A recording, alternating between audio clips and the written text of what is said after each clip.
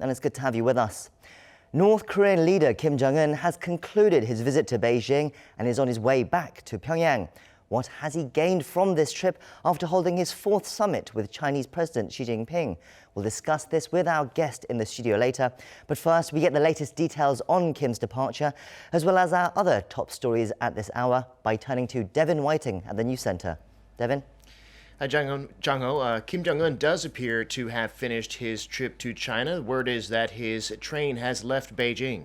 For more, we'll connect to our Unification Ministry correspondent, Oh Jung-hee, who joins us on the line. Jung-hee, what are you hearing? Good afternoon, Devin. As you've said, we're hearing that the special train carrying Kim Jong-un has left the Chinese capital. Earlier today, Kim Jong-un visited an economic district in Beijing and had lunch with the Chinese president. The North Korean leader went to Beijing's Economic and Technological Development Area, a zone run by the Chinese government that hosts industrial facilities for the country's pharmaceuticals, information technology, machinery, and electronics products. Specifically, Kim Jong-un looked around a factory owned by China's representative pharmaceutical company, Tong-Ren-Tang, for 20 to 30 minutes. This visit shows Kim's determination to improve his regime's economy and enhance its industrial sectors. After that, he returned briefly to his accommodation, the Diaoitai State Guest House, and then went to a hotel in Beijing for a luncheon with Xi Jinping. Kim and Xi have already had their summit meeting yesterday for about an hour. We're thinking that they could have discussed ways to coordinate strategies ahead of Kim's possible second summit with U.S. President Donald Trump. Another important topic would have been strengthening their bilateral ties, since this year, Pyongyang and Beijing celebrate 70 years of diplomatic relations. Kim Jong-un's visit to China this time holds quite a lot of meaning in that it comes after Washington hinted that another North Korea-U.S. summit is drawing near, and it seems this was also a good opportunity for Kim to look into China's economy and learn from it, seeing as he's very much into developing the North's economy as well. But both the North Korean and Chinese media have been very quiet about this news. They were very quick to report Kim heading to Beijing via train, but on other details like their summit, a state-run media in Beijing and Pyongyang have not released any relevant reports. But with Kim Jong-un heading back home at the moment, we're assuming that reports about the fourth North Korea-China summit may be released later today or early tomorrow. Back to you, Devin. All right, and we'll look forward to those details as and when they come out. Thank you for that, Jung-hee. Now, back here in South Korea, despite all the efforts by the government to boost employment, things are still tough if you're looking for work. In fact, the overall unemployment rate last year hit a level not seen in almost 2 decades. Our Go Ryun-hee has more. More doom and gloom for job seekers in Korea, as the latest government figures paint a bleak picture for their prospects. According to Statistics Korea on Wednesday, the overall unemployment rate for last year was 3.8%, its highest since 2001, when South Korea was still recovering from the 1997 Asian financial crisis. Statistics Korea attribute the hike to sluggish manufacturing and auto industries and an aging society. This means that more Korean seniors are trying to remain in or re-enter the workforce than in the past. Overall, around 26.8 million people were employed last year. And the number of newly created jobs in 2018 was also low. It increased by 97,000 compared to the previous year. This is the smallest increase since 2009. One reason mentioned for the poor figures was the restructuring in the services sector. For the month of December, the number of newly employed people was 34,000. This is the lowest since August last year, when just 3,000 jobs were created. Breaking it down by sector, the number of newly added jobs in December increased in the health and social activities, information and communication industries. However, it decreased in the wholesale and retail business facilities management and manufacturing sectors. Analysts say jobs have mainly been created in the public sector, whereas industries highly affected by the minimum wage hike are struggling. In Korea, the minimum wage was increased by more than 16% last year. Go Ryun-hee, Arirang News. Meanwhile, South Korea's finance minister, Hong Nam-gi, is calling for an extra push in the first half of this year to create more jobs. At a meeting Wednesday of economy-related ministers, Hong said the government will focus on revitalizing private investment and the service industry to spur job creation. He also said the government will work to improve employment conditions, especially for young people, women, and senior citizens. The government also aims to help small and medium-sized businesses overcome the so-called job mismatch problem, which has made it hard for them to hire the people they need. Overall this year, the finance minister said the government aims to create 150,000 new jobs. And growth in the global economy is expected to slow down this year. As for why, the World Bank blames trade tensions, weakness in manufacturing, and growing financial stress in emerging markets. Subo Bin has the details.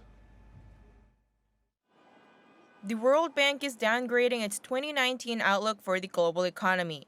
According to its Global Economic Prospects report titled Darkening Skies, the World Bank forecasts global growth to slow to 2.9% in 2019, down from its previous 3% forecast in June. If the forecast proves to be true, 2019 would be the second straight year of global growth at 3% or below. The bank has left its forecast for U.S. economy unchanged at 2.5% this year, down from 2.9% last year. China's economy is expected to grow by 6.2%, down from 6.5% in 2018. With slowing external demand and rising borrowing costs, the growth outlook for emerging markets is expected to hold steady at a weaker than expected 4.2% this year. A number of other factors could act as a further brake on economic growth. Higher borrowing costs could lead to slower growth in many emerging markets and developing economies, and intensifying trade tensions could result in weaker global growth. Subo Bin, Arirang News. In other news, today marks the 27th anniversary of the so-called Wednesday demonstrations, in which the women who survived sexual slavery by Japan have gathered outside the Japanese embassy in Seoul. Almost every Wednesday since 1992, they've met there, along with civic groups and ordinary citizens, to demand an official apology from Japan. They say the agreement reached by Seoul and Tokyo in 2015, meant to settle the so-called comfort women issue, is not valid because it did not take into account the views of the victims. The weekly gatherings used to be attended by the survivors themselves until late last year, but at an average age of 91, they've been unable to go because of their health. Only 25 of them are still living after 8 of them died last year alone. A group of South Korean plaintiffs are pushing to have the government seize the Korea-based assets of a Japanese steelmaker to compensate them for being forced by Japan to work for little to no pay during its colonial rule of the Korean peninsula. And a South Korean court has decided that the seizure of the company's assets should go ahead. Kim Yo-sun reports. A local court has approved the seizure of the Korea-based assets of Japanese steelmaker Nippon Steel and Sumitomo Metal Corporation, as requested by the South Korean victims of Tokyo's wartime forced labor. On December 31st, the victims' attorneys applied to the Daegu District Court for the seizure of over 81,000 shares held by the company in PNR, its Korea-based joint venture with Korea's largest steelmaker, POSCO. The Japanese steelmaker is estimated to hold around 2.34 million shares of PNR, worth around $10 million. The move comes as the firm refused to abide by the South Korean top court's order to compensate the victims of Japan's forced labor. In October last year, the Supreme Court ordered the Japanese company to pay nearly $90,000 in compensation to each of the 4 victims. According to Japanese broadcaster NHK, Nippon Steel and Sumitomo Metal plans to consult with the Japanese government over Tuesday's verdict. Kim Yo-sun, Arirang News. I'm Devin Whiting, and those are your news headlines.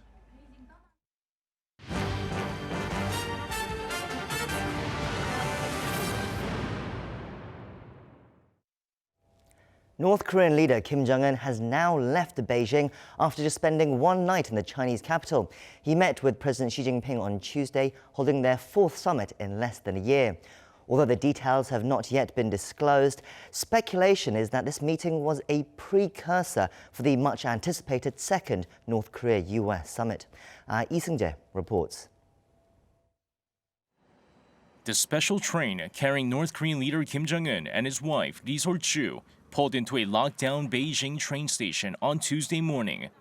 There, Kim and his entourage headed straight to the Dayutai State Guest House in the Chinese capital for his 4th summit with Chinese President Xi Jinping.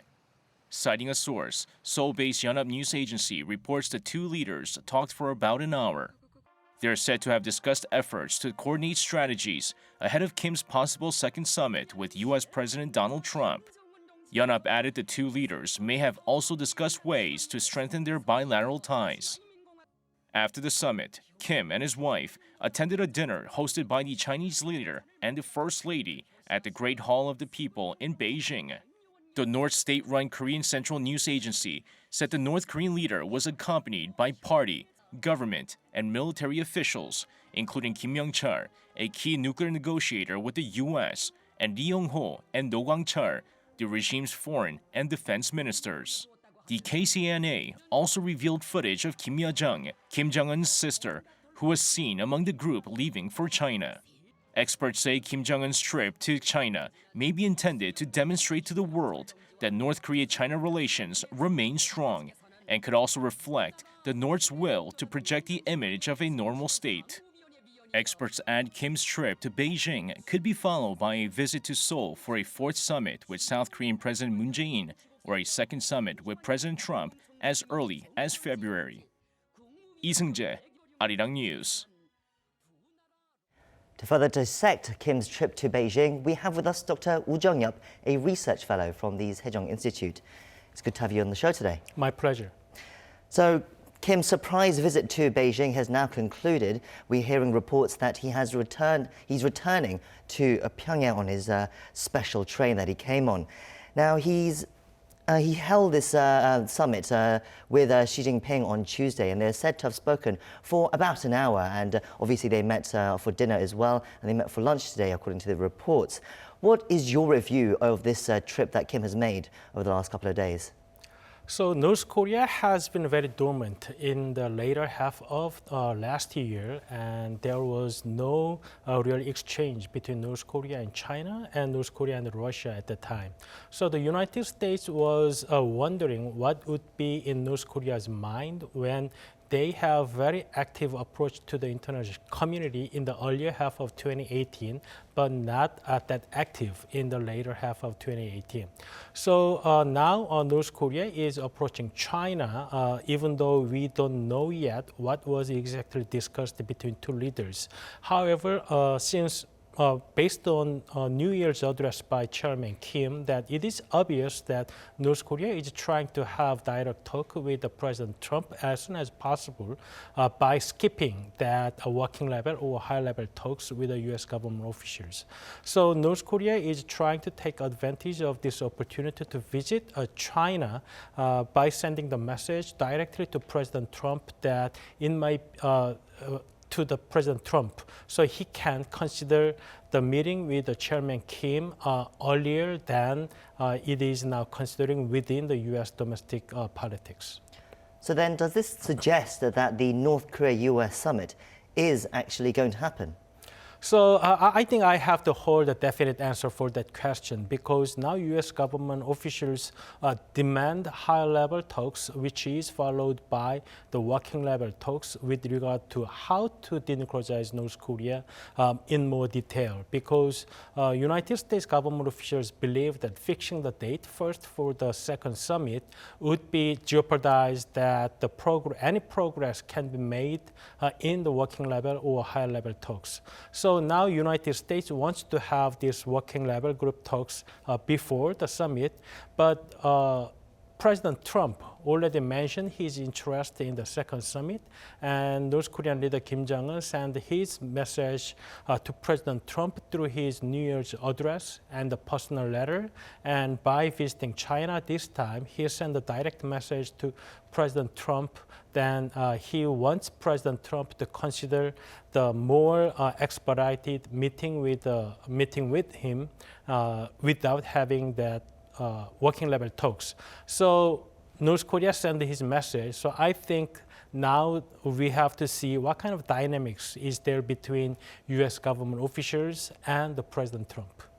Because, as you mentioned, on New Year's Day, Kim Jong-un gave his annual New Year's address where he said if the U.S. continues its sanctions and pressure campaign, the regime would have no choice but to reconsider a, quote, a new way, as he mentioned. Is Kim perhaps signaling or even warning that this relationship with China as well is this new way that he's talking about?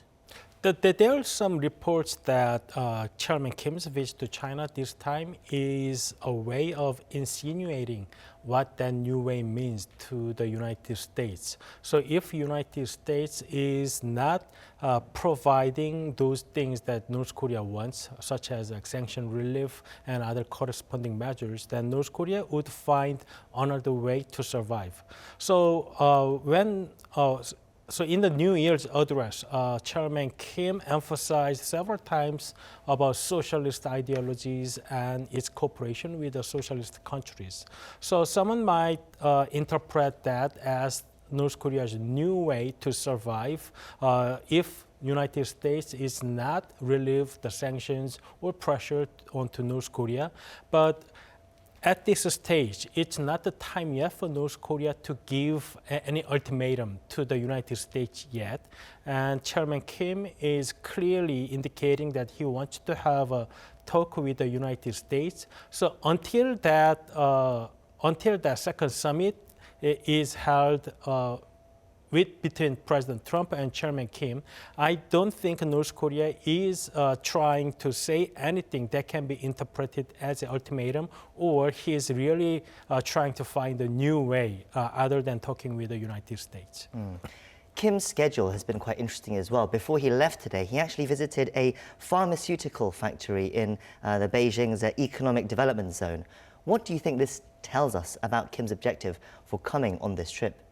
So this trip is reported to have a 3-night trip to China, but since he spent one night in his train when the train entered the Chinese territory, and he's on his train and he's going to spend another night in his train again.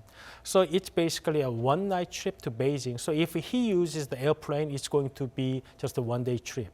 So the message that he's going to send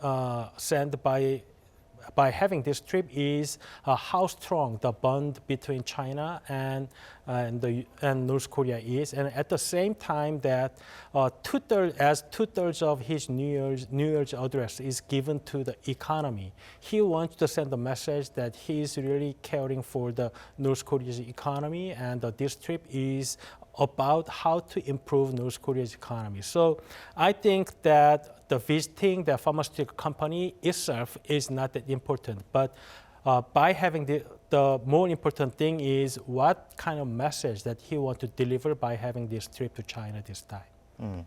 So far, US President Donald Trump hasn't made any sort of reply to Kim Jong-un's trip. That's perhaps not a surprise right now because there's so much on his plate with the US shutdown. But even his administration, his State Department, haven't really given any sort of response yet. Why do you think that is?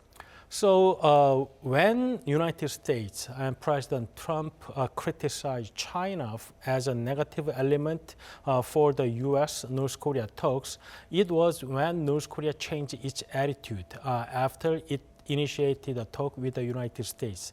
That is when President Trump criticized North Korea and the China meeting, because after Chairman Kim met President Xi, North Korea's attitude toward United States had changed. However, the context of the visit and the meeting between President Xi and Chairman Kim is different compared to the last year's meetings. So I think that United States is going to wait for more detailed message that can be delivered out of this trip. And there's a possibility that no detailed message would come out of directly from China or North Korea for this trip. So I think that United States is going to be in a waiting mood until there is some kind of message directly coming from North Korea.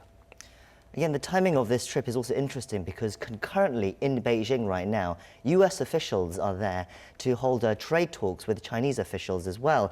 And the ongoing trade dispute, obviously, between US and China has been causing a massive rupture in the global economy as well. But Trump has previously accused Xi Jinping and Beijing for using the situation with North Korea as a kind of bargaining chip for this for the trade dispute as well. I mean, do you think Trump's concerns are justified at all? And do you think they might have some sort of influence during this trip that Kim Jong-un has just made as well? So when President Trump first met President Xi in Mar-a-Lago, Florida in 2017, he himself mentioned that he withheld the trade war with China because of North Korea issues. So I think it's natural for President Xi wanting to take advantage of that kind of element in his dispute with the United States in trade. So I think it's natural for China to use all the elements that they can use in the trade talks with the United States. I think that's one reason why the trip by Kim Jong-un to China is extended to like 3 nights when it's just a one-day trip. So now, while the trade talks is continuing between China and the United States, in the whole process has to be affected by this trip. So if it's like one-day trip, then the period of effect is rather short. But having this like 3-night trip, the effect of Kim Jong-un's visit to China has much longer and a stronger effect to the trade talks. I think that's what President Trump was seeking by having this Kim Jong-un's trip to China this time. Do you think it was deliberate that they timed it this way? Because Kim Jong-un's trip came as very much of a surprise, whereas we knew the trade talks between China and the US were coming up a couple of weeks ago. So do you think it might have been a deliberate timing tactic by either Xi Jinping or even Kim Jong-un? So I think that there should be consideration of having meetings specifically at this time, because now China postponed that U.S. tariff policy for 90 days, and these trade talks is going to determine that what kind of outcome that United States and China is going to have. So whether tariff or no tariff will be determined by trade talks. And the two countries have to make a conclusion within like 2 months. So considering the importance of the trade talks, that Chinese government probably wants to take all the elements that they can bring. So I think we can safely argue that China is deliberately choosing the dates of Kim Jong-un's visit at the same time that they are having trade talks with the United States. Interesting. Now that Kim has left Beijing and he's on his way back to Pyongyang, the question becomes, what comes next? Can we now expect the high-level talks between US and North Korea that have been postponed for several months now to happen, restart and take place and possibly lead towards a North Korea-US summit between Trump and Kim? So even though President Trump himself mentioned to the media that he's negotiating the location for the second summit, but there's no sign that there's any progress between United States and North Korea. And the discrepancies that they have been showing is that whether there's going to be high-level talks followed by working-level talks before fixing the date for the second summit. So North Korea wants to have direct talk with the President Trump first without having any kind of high-level or working-level talks with the United States. But at the same time, U.S. government officials demand North Korea to have these working-level group talks before fixing the date for the second summit. So I think one thing that our government can play a role this time is to narrow that differences between two countries by having some kind of facilitating role between two countries. And finally, briefly before we go, so now that there's talk of this US summit keeps coming up, there's also, from South Korea's perspective, we're thinking perhaps they could lead to a South Korea, North Korea summit as well, where Kim Jong-un comes to Seoul as promised last year. With that in mind, do you think there's anything South Korea can do at this stage to kind of push things forward, especially President Moon? So I think that the Chairman Kim's visit to Seoul probably would be after there's some kind of outcome favorable to North Korea at the second summit between Trump and Kim. So for South Korea, the most important part to bring about Kim Jong-un's, Chairman Kim's visit to Seoul is first make the second summit between Trump and Kim actually happening. So for that matter, it's very important for South Korean government to have facilitating role by narrowing the differences between U.S. and North Korea. I think that means that it might be better for South Korean government to persuade North Korea to have some kind of working level group talks or high level talks with the United States. And from there, I think it can be like expedited between United States and North Korea to have a second summit. I think that's where we'll close it out. Thank you for coming in today and sharing us your thoughts. Thank you. That brings us to the end of our show. I'll be back again tomorrow with more analysis of the day's top stories. But in the meantime, do stay tuned to Arirang for our later newscasts for the latest updates from Korea and around the world. Thank you for watching and goodbye for now.